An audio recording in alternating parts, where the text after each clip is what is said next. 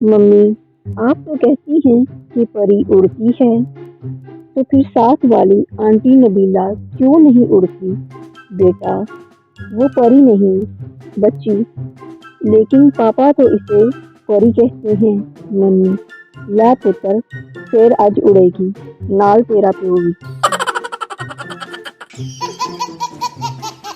दो चूजों को आपस में प्यार हो गया।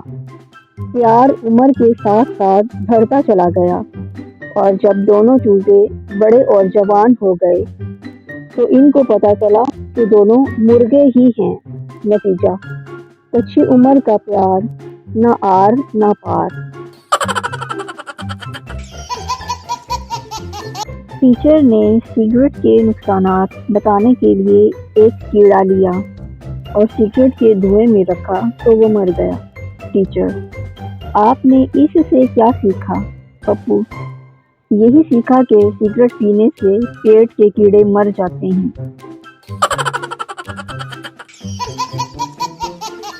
एक शराबी को पुलिस ने रात के 3 बजे पकड़ लिया। पुलिस, इतनी रात को कहाँ जा रहे हो? शराबी, मैं शराब, सिगरेट नशी और इनके इंसानी जिस्म पर पड़ने वाले मुज़र असरात पर लेक्चर सुनने जा रहा हूँ। पुलिस, ये तो अच्छी बात है, लेकिन इस वक्त ये लेक्चर देगा कौन? शराबी, मेरी बीवी। एक बस हादसे का शिकार हो गई।